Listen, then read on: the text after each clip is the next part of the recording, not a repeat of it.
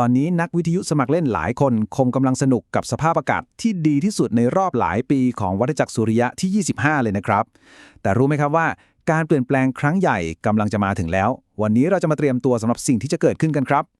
เอาละครับ เรามาเข้าเรื่องกันเลยดีกว่า คือหลายคนอาจจะรู้สึกว่า โอ้โห ช่วงนี้ย่านความถี่สูงนี่เปิดดีมากเลย แต่สภาพแบบนี้นะครับ มันกำลังจะจบลง คำถามก็คือทำไม แล้วก็เมื่อไหร่กันแน่ แม้ว่าตอนนี้สภาวะจะสุดยอดแค่ไหนนะครับ แต่ข้อมูลที่เป็นทางการเลยนะ จาก NOAA หรือองค์การบริหารมหาสมุทรและชั้นบรรยากาศของสหรัฐเนี่ยเขาให้ภาพที่ชัดเจนมากๆว่าช่วงขาลงน่ะมันใกล้เข้ามาแล้วล่ะครับ อันเนี้ยไม่ใช่การเดาสุ่มๆนะครับ แต่มีการระบุปีมาเลย ชัดๆเลยว่าปี 2026 คือปีที่เราจะได้เห็นการเปลี่ยนแปลงแบบจริงจังเรามาดูตัวเลขคาดการณ์กันหน่อยดีกว่านะพอเริ่มปี 2026 เดือนมกราคมเนี่ยตัวเลขจุดดับคาดว่าจะอยู่ที่ประมาณ 128.1 ก็ยังถือว่าดีอยู่นะครับย่านความถี่สูงยังใช้การได้ดีอยู่แต่พอขยับมาเดือนมีนาคมตัวเลขเริ่มลดลงมานิดนึงละเหลือ 125.7 นี่แหละครับคือสัญญาณที่บอกว่าแนวโน้มขาลงมันเริ่มมาแล้วก็จะค่อยๆลงไปเรื่อยๆตลอดทั้งปีเลยทีนี้พอวาร์ปมาปลายปีเลยเดือนพฤศจิกายนจะเห็นว่ามันลดลงแบบชัดเจนมากเหลือแค่ประมาณ 102.7 เอง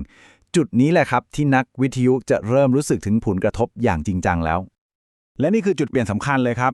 เดือนธันวาคม 2026 ตัวเลขคาดการณ์จะหล่นลงมาต่ำกว่า 100 เป็นครั้งแรกเหลือ 99.8 ในทางปฏิบัติแล้วเนี่ยนี่คือสัญญาณเตือนดังๆเลยว่ากิจกรรมของดวงอาทิตย์ได้เข้าสู่ช่วงขาลงเต็มตัวแล้วเอาล่ะพอเห็นตัวเลขกันไปแล้วคำถามต่อมาก็คือแล้วไงล่ะทำไมตัวเลขพวกนี้มันถึงส่งผลกับการเล่นวิทยุของเราโดยตรงวิทยาศาสตร์ที่อยู่เบื้องหลังเรื่องนี้มันคืออะไรมาดูกันครับสไลด์นี้สรุปกระบวนการทั้งหมดไว้แบบเข้าใจง่ายๆเลยมันเป็นเหมือนโดมิโนครับเริ่มจาก 1. พอดวงอาทิตย์มีจุดดับน้อยลงมันก็จะปล่อยรังสีที่เรียกว่า EUV ออกมาน้อยลงไปด้วย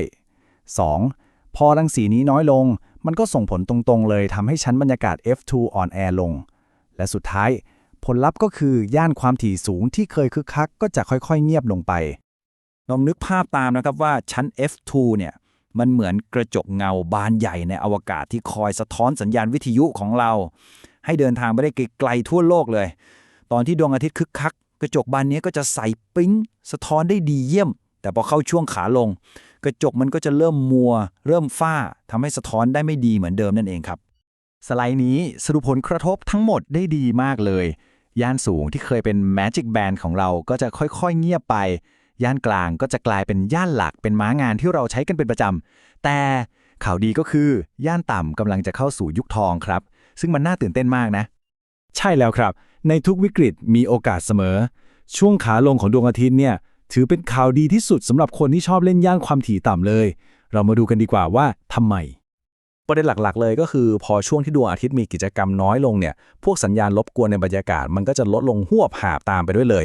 ถึงแม้ว่าสัญญาณ DX ไกลๆอาจจะไม่ได้ดังเปรี้ยงปร้างเหมือนช่วงพีคแต่พอเสียงซ่าๆมันหายไปเราจะสามารถได้ยินสัญญาณที่มันอ่อนมากๆได้ดีขึ้นแบบไม่น่าเชื่อเลยโดยเฉพาะในย่าน160 เมตรนี่คือสุดยอดเลยครับ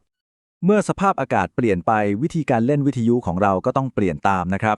ช่วงเวลานี้มันจะไม่ใช่แค่การเปิดวิทยุแล้วตะโกน CQ ไปเรื่อยๆแล้วแต่มันคือการยกระดับทักษะของเราขึ้นไปอีกขั้นหนึ่งเลย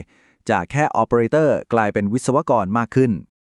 คือในช่วง Solar Max เนี่ยใครมีกำลังส่งเยอะกว่าก็มักจะได้เปรียบใช่ไหมครับแต่ในช่วง Minimum ศัตรูตัวจริงของเราไม่ใช่สถานีอื่นแต่คือสัญญาณรบกวนที่มาจากในบ้านเราเองนี่แหละการลด noise และการใช้สายอากาศสำหรับภาพรับโดยเฉพาะจะกลายเป็นกุญแจสำคัญสู่ความสำเร็จเลยและนี่คือตัวเปลี่ยนเกมของจริงเลยครับคือสิ่งที่จะทำให้ประสบการณ์ในช่วง Solar Minimum ที่กำลังจะมาถึงเนี่ยแตกต่างจากครั้งก่อนๆแบบคนละเรื่องเลยสไลด์นี้เทียบให้เห็นภาพชัดมากเลยลองนึกย้อนไปช่วงขาลงครั้งล่าสุดประมาณปี 2009 ตอนนั้นโหมดดิจิตอลที่ดีที่สุดก็คือ PSK31 แล้วย่านสูงๆนี่คือเงียบเป็นป่าช้าเลยแต่ในครั้งนี้เรามี FT8 ครับซึ่งจะทำให้ย่านความถี่ที่เคยตายไปแล้วกลับมามีชีวิตชีวาอีกครั้งเพราะมันถูกออกแบบมาให้คอมพิวเตอร์สามารถดีโคดสัญญาณที่หูเราได้ยินได้นะสิครับพลังของ FT8 ก็คือความสามารถในการขุดสัญญาณขึ้นมาจากสัญญาณรบกวนนี่แหละครับ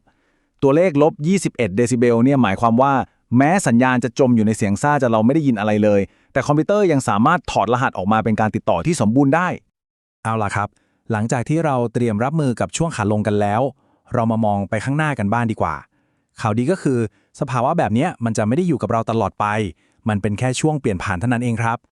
และนี่คือการค้นพบทางวิทยาศาสตร์ที่น่าตื่นเต้นมากเลยนะครับงานวิจัยใหม่ๆชี้ว่าแนวโน้มที่กิจกรรมของดวงอาทิตย์มันจะค่อยๆลดลงมาเรื่อยๆตลอดหลาย10 ปีที่ผ่านมาเนี่ยมันจุบลงแล้ว และกำลังจะกลับมาเพิ่มขึ้นอีกครั้ง